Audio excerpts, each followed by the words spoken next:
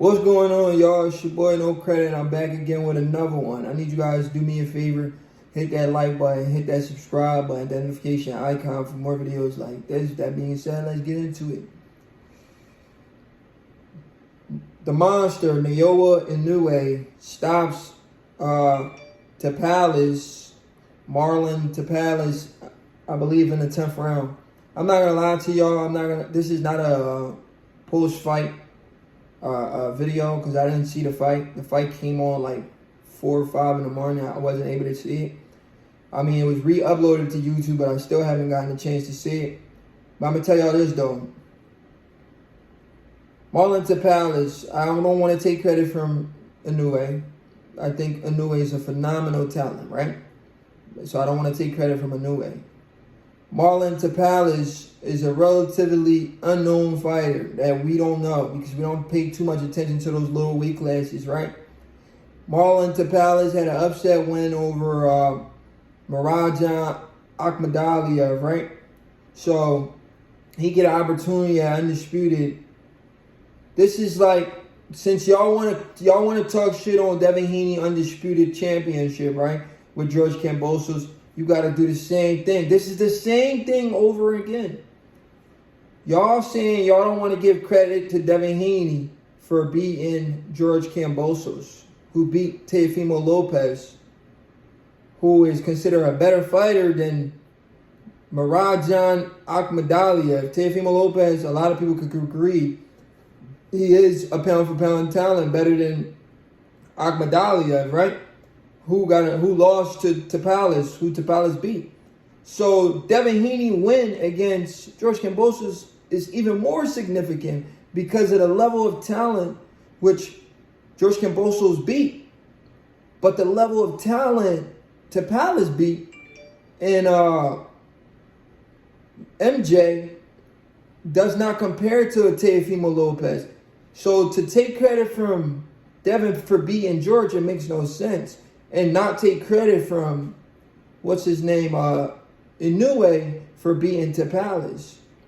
Anyway, I don't want to take credit, but I'm just trying to make it make sense for y'all. Anyway, going into that fight, when you look at the resume of both, you see the level of competition they both fought. And you see a guy like Tapales who's already been stopped multiple times. And you see the level of caliber fighter INOUE is. You already have a prediction in your head, or you should have already had a prediction. This fight ain't going 12 rounds. So I'm not going to lie, I was a little disappointed the fight went 10 rounds. I feel like INOUE should have stopped Marlon Tapales sooner. It's like almost he wanted people not to make their money. Because I know a lot of people was betting that INOUE was going to knock this guy out in 5 to 7 rounds. INOUE carried this guy to the 10th round. It's like, you want people to lose money, bro? You could have knocked this dude out sooner than that. I'm going to tell y'all right now, I'm an amateur boxer. If I'm in there with somebody, I know they don't belong in there, they're getting knocked out. There's no reason for me to carry them. The only reason I'm going to carry them is if I'm told to carry that person. Like, somebody tell me, yo, don't knock them out yet. Take them to the later rounds. And then, because if I'm in there with somebody, I can close the show in any round. Like, you know your body. You know what you're capable of. If you're in the ring with somebody who doesn't belong in there, if you really want to stop them in 1 to 2 rounds, you can do that. You just got to open up on them. Something's going to land. I don't care if they're in a high guard. If you really want to get them out of there, you're going to drop those hands, go to the body.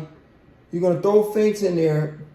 You're going to do a lot of things to slow them down and get them out of there. You know what I'm saying? If they can't take your power and they can't hit you, they ain't going the distance with you. They ain't going past whatever round you want to knock a guy out in. If you feel like you can, you can. Like Crawford versus Spence. I think Crawford could have stopped Spence in that 2nd round. If we had more time, if he had a little bit more time, he could have KO'd Spence. A little bit more time saved Spence in that fight. In the 2nd round, he got dropped. Crawford's the best finisher in the sport of boxing. I think INOUE and Gervonta and them is right under that. But Crawford is the best finisher in the sport. If he get a guy hurt one time, like in that 2nd round, more time, it should have been a wreck.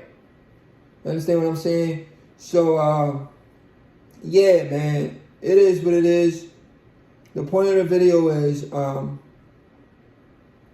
we expected that from INOUE. We expected him to get the knockout, even though we didn't expect the fight to go that long. Does that fight make INOUE pound for pound the best fighter in the world? Absolutely not. Does that fight make INOUE pound for pound the fighter of the year because he became undisputed twice in 1 year? He became undisputed twice in 1 year. Absolutely not. You boxing fans come on the internet and say it's all about who you fought. Y'all used to say that years on Crawford. Crawford ain't fought nobody. Crawford, when he finally fight the guys we know, you take credit from him. Y'all said Crawford ain't fight nobody. He fought Kell Brook, stopped him in 4 rounds. Nobody has ever stopped Kell Brook in 4 rounds. You understand what I'm saying? He fought Sean Porter, stopped him in 10 rounds. Oh, his daddy threw in the towel. You know what I'm saying? He fights Avanesian, destroy him in 6th round. Oh, his gloves. He fights Earl Spence, stops him in 9 rounds. Crawford cheated. I'm confused, y'all. I'm really confused. Oh, he was on that snack. Jerron Ennis, Devin Haney, David Benavidez, Demetrius Andre. All these dudes are with Snack. Snack only works for Crawford. Did Snack work for Devin Haney versus Regis Prograis his last fight? Because he dropped Regis Prograis and everybody said Devin Haney don't got no power. So are you guys going to say Snack worked for Dev? And I'm a huge Devin fan, but I'm just trolling y'all. You know, you can't pick and choose to tell the public who Snack worked for and who Snack doesn't work for because you like one fighter and dislike the other fighter. I disagree with you boxing fans saying that INOUE is the pound for pound best fighter in the world. He's not the best fighter in the world. The best fighter in the world and the pound for pound king right now is still Terence Crawford. Whether he fought once or twice this year, it's not his fault. He was supposed to fight 2 times. PBC don't got the money. It's not his fault. You understand what I'm saying? INOUE wasn't in the most significant fight in the last decade. Pound for pound, INOUE didn't fight a pound for pound level talent. Crawford beat a top 5 pound for pound talent who's still on the pound for pound list, Earl Spence Jr., even though he lost his belts. Crawford beat a top 5 pound for pound fighter. Not only beat him, he made it look easy. How can you take that away from that man? You're going to rob this man of pound for pound, the best fighter in the world and fighter of the year, in a year where everybody knew this was the biggest fight of the decade, the century. And you're going to rob that man like that and give it to a guy, INOUE, who doesn't even want to leave Japan to fight outside of his country. You're going to give it to a guy like that. It's ridiculous, y'all. Come on now. Let's be real. We're talking about level of competition.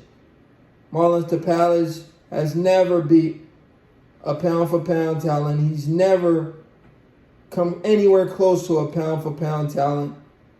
The guy INOUE just beat does not make INOUE pound for pound the best fighter in the world. And it definitely doesn't make him the fight of the year when we had the performance of the year in the fight of the decade from Terence Crawford, the true fight of the year. It's your boy, No Credit, and I'm out.